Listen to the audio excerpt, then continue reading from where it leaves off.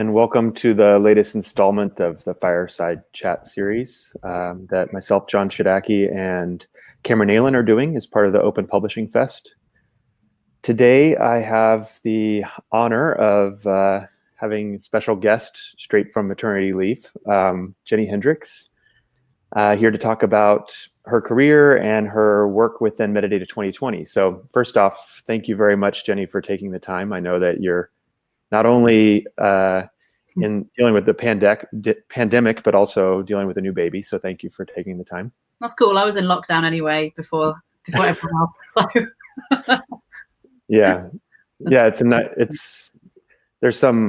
everybody's dealing with a lot of problems right now, but I mean, I'm sure the added stress of a newborn is a challenge. So thank you. I appreciate it. So, I mean, first of all, I guess I would just start by saying that you and I know each other very well. And we actually have collaborated on Metadata 2020 for a few years now. But maybe for the viewers, we could start real quick, just talking a little bit about your path, your career path, how you got to Crossref and how you, got interested in open science and open publishing and metadata.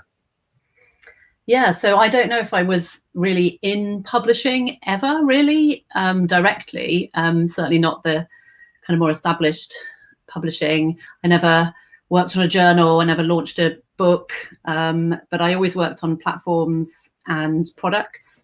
And I guess I started in this space as everything was becoming digital. So, I think I was at Blackwell's Information Services, which was a subscription agency based in Oxford. And I think we set up probably the first help desk for e-journals. So I got to learn about, what an IP address is and started training people on that kind of stuff and helping librarians get access. And then they merged with Sweats and I moved over to the Netherlands. And I was there for a number of years and I was responsible for products and kind of working with consortia across Asia, Middle East, and Africa.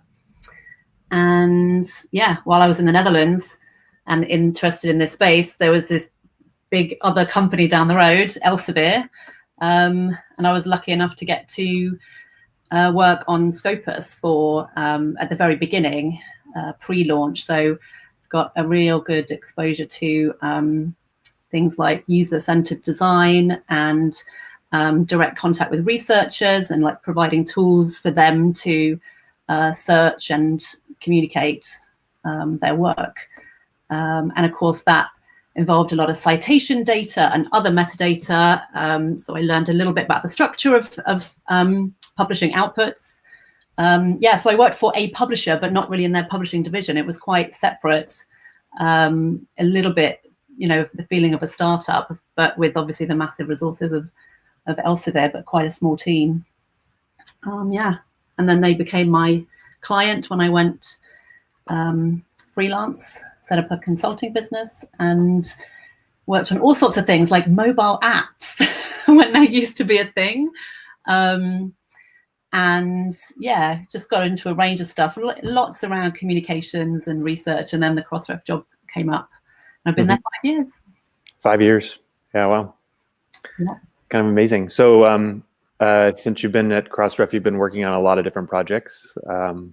But the one that we wanted to highlight today is Metadata 2020. So I think we first started talking about Metadata 2020 about 3 years ago. Yeah, about 2017. Yeah, and it did the genesis of the idea did come from conversations I was having as part of Crossref, as part of my existing job, but it very quickly kind of grew beyond Crossref. But the initial impetus was trying to trying to speak to a broader number of people, trying to kind of explore the issues around metadata and why, for example, some members or users, consumers or creators were having problems collecting or sharing or just understanding metadata. And I think we had, and Crossref, and therefore by definition, the community had, a sort of a really good track record of looking at individual projects that were based around a particular set of metadata, and obviously the standards organizations are highly involved there. But I felt like it was not really going to be scalable for us to have an entire project team, an entire kind of outreach campaign, an entire, all of that resources for every little kind of new section of stuff we wanted to talk about. So funding data was a huge deal. But then everyone was talking about funding data and not so much about license data or abstracts or dates, even consistency in dates. So I wanted to try and kind of raise the level of the conversation, yes, amongst our members, but then very quickly I talked to people like yourself and people at Dario at Wikimedia and some of the platforms. And I realized, all of us realized that there wasn't really a lack of willingness, but there was definitely a sort of lack of tools and resources, or like pithy kind of propositions that people in all sorts of organizations just were lacking. And so many people individually were trying to make the case internally in all different ways, using all sorts of different language, using lots of different examples.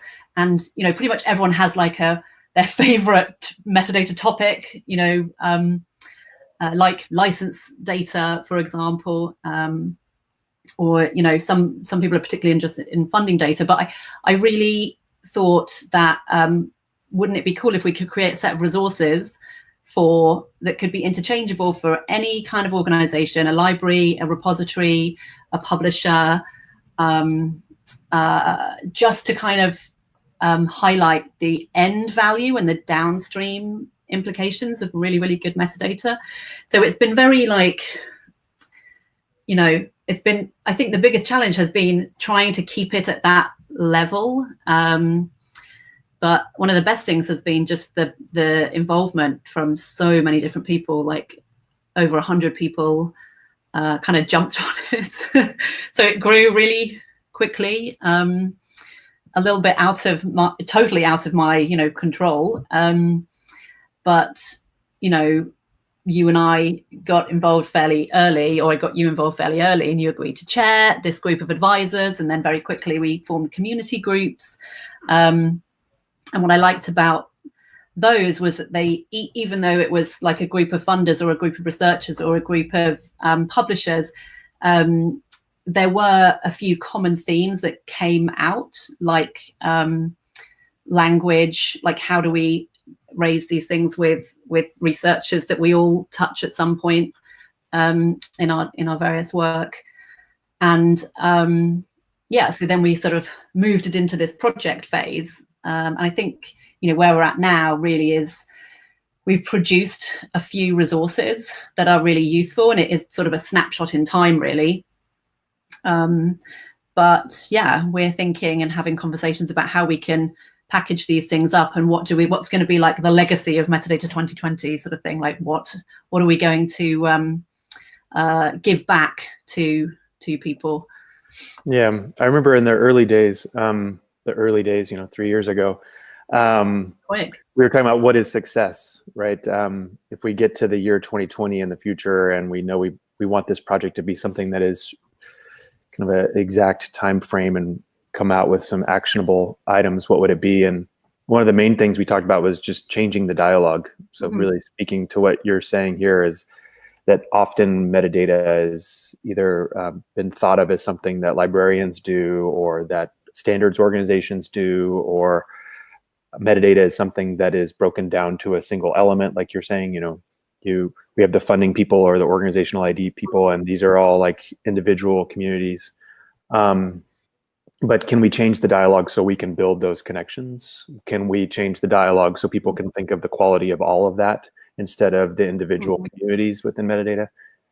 And I think that those projects and those discussions really did. And I mean, prepping for this, I looked, and there were not just 100, but hundreds of people that came together, and that are still coming together to discuss this. And it really galvanized the community across all those different areas. Mm-hmm. And I think it came up with so many things that, we've struggled with. What sort of direction should we go take all of this work and effort to next? Because so many ideas came out of this, these conversations and these projects. And yes, there are kind of finite outputs, like the literature review, for example, which had not really been done before. I think that's going to be a piece we link to for a while. Of course, that'll get out of date. So how are we going to keep these things updated?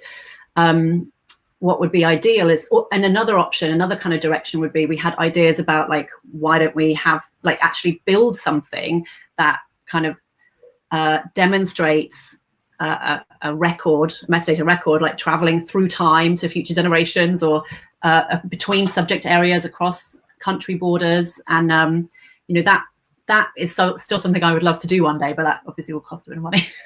Yeah, I mean, it's crazy how much energy comes, like we have a conversation, we bring people together, and it's about metadata, and we're kind of assuming it's going to be boring, and people are gonna we're gonna have to pull everybody together and force them into the discussion.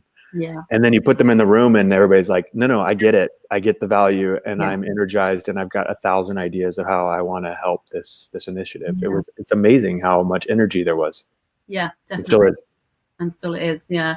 And I think the next step is really kind of having a broader story that is really simple, quite visual, I think, that anyone can use, which is the original, one of the original ideas, that just makes that link between metadata and, saving the world, or like reducing poverty, or finding a vaccination for coronavirus. Some of these, it's an interesting time thinking about, the metadata that must be being generated behind the scenes, behind the headlines right now, with all sorts of different groups working on different parts of trying to address this, current situation. Metadata is behind it all. Right. Yeah, I mean, we've been talking about this final year. Last year when we were talking about the final year of the project, we didn't know what was going to happen with the pandemic. Now we have a case study. We sat down. Yeah, we sat down and we were talking about what is a way for us to showcase the impact metadata quality has on the kind of UN sustainability goals, or the kind of large global health, global social justice, all of the issues that plague us. Like what are elements of that story that we can tell that would really elevate the idea of metadata as being powerful, and quality metadata as being powerful. Yeah. And we ran a workshop at Pitapalooza and earlier this year, and before the pandemic was really known, and it was all about how do we make the messaging resonate when we're talking about metadata can cure diseases.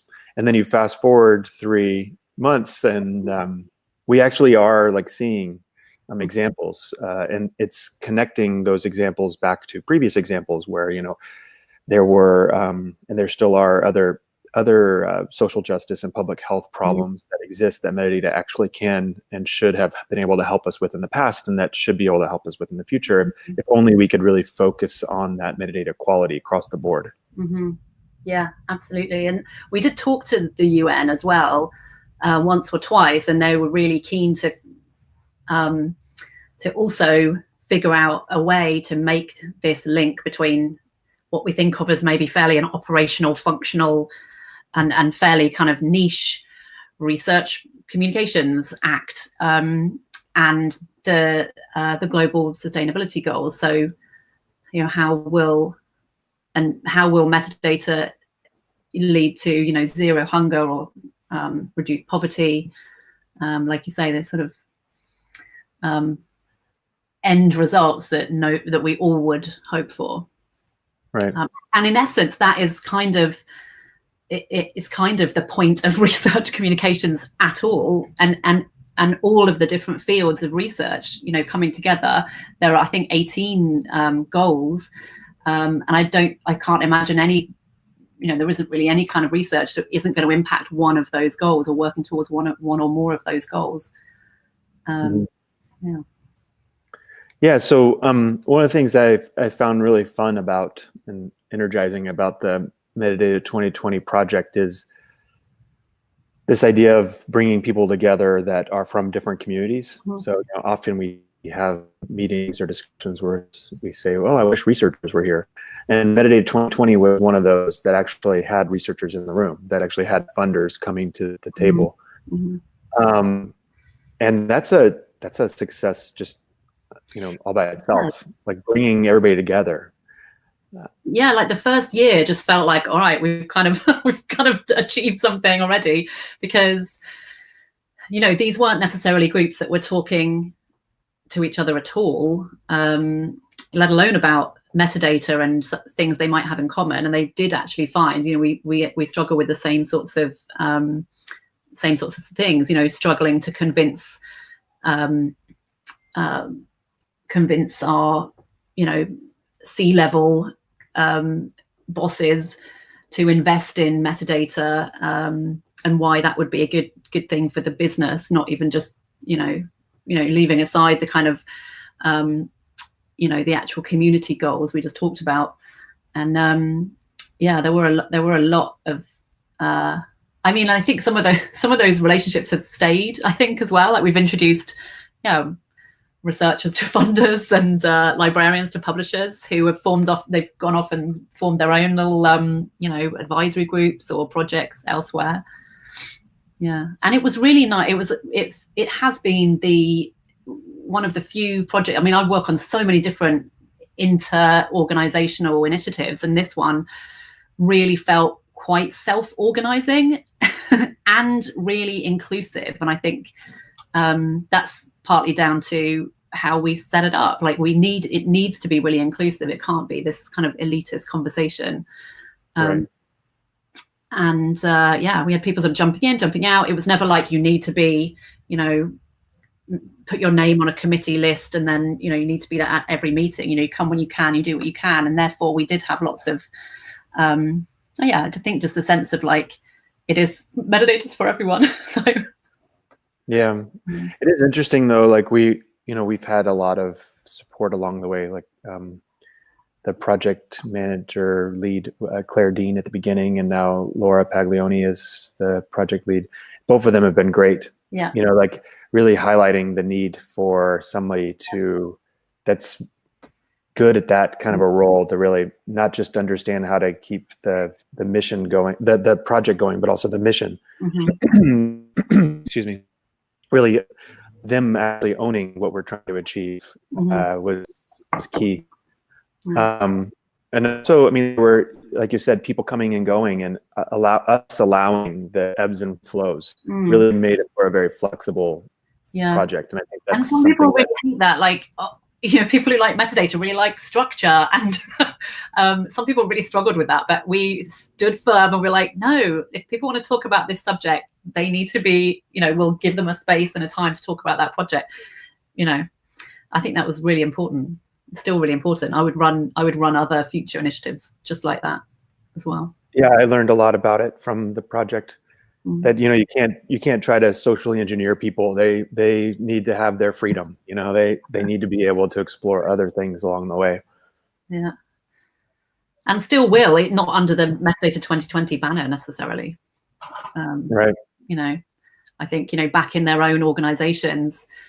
I mean, obviously, back in Crossref, my organization, clearly we're taking forward the outcomes and learning from this. But I think a lot of our members are, and I think a lot of our collaborators are as well. Yeah, and so I'm involved in DataCite, which is a DOI registration agency for data, similar to Crossref. And I know that Metadata 2020 has changed the dialogue across the board. I mean, I know since we started the initiative 3 years ago, Crossref has launched their participation reports. Yeah, really digging deep into what is completeness and what is quality metadata in each of the fields that Crossref is capturing.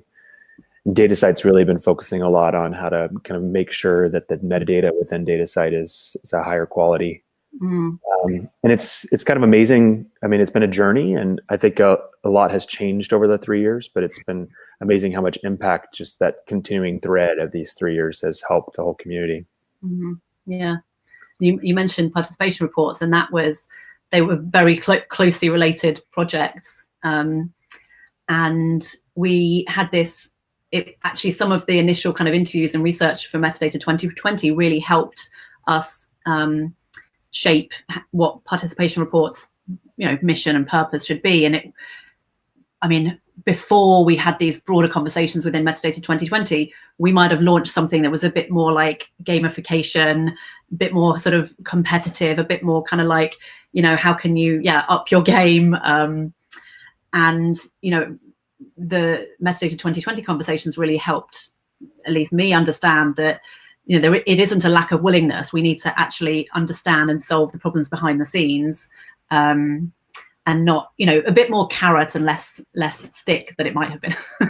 Yeah, it's amazing. I mean, that maybe is a great gauge of success for any project, is that it helps inform other initiatives and, like you said, bring people together and create connections that can be long lasting. Yeah, and I think looking at, some people, researchers, have taken sets of metadata and are starting to explore trends around participation, as we call it at Crossref. And I think, we could combine that, and I think I've seen it as well, like combined with like DataCite metadata and others as well, to start to spot and map connections and trends between fields, between countries, over time. And I think I hope we'll see more of that as well from people just working on their own out of interest. So I think we've sparked a bit of interest in just researching this topic in general. Yeah, I mean, the blog posts from Ted Haberman and others of Ted, definitely, yeah. beautiful graphics of completeness of metadata, and some of the graphics I have to really look at very closely. I'm like, what kind of chart is that? Ted, tell me. Yeah, but I mean, it just. I mean, that's a great example of. I mean, Ted is now someone I collaborate with a lot, and I met through Metadata 2020. I mean, it's Thank you. I thought you knew bringing. No, I remember the call where I first met him. I got off the call and I was like, oh my God, I've discovered a kindred spirit on the other side of the subject area, the domain. Yeah. So I mean, it's that kind of collaboration across all these different stakeholder groups that brings people together. And then, like you said, is a springboard for now we're exposed to these beautiful charts, metadata completeness, that maybe where what people in other domains and other disciplines were working from all along. Yeah. And this idea of participation reports and really seeing a graphical interface of what the completeness is from Crossref. That all is enriched through the collaboration. Yeah. I think we're going to broaden that out as well to, it is looking at 10 specific checks, metadata checks at the moment, but there's definitely a phase 2 and more coming. And like you, we've met a lot more people through this initiative as well. So I think we can be just taking from a broader set of people, like what they really want to see, how the evaluation around metadata quality evolving. Mm-hmm. It's great. Well, thank you for taking the time to chat with me. Any parting words or any other comments about Metadata 2020 or any alerts? No, don't. Don't listen to Boris Johnson. That's my final message. Listen to Nicola Sturgeon. No. No, I just think, take a look at the website of Metadata 2020. There are some resources there that are really useful. And I think watch this space for a little bit of a wrap up and a hand back to a broader community, maybe later this year.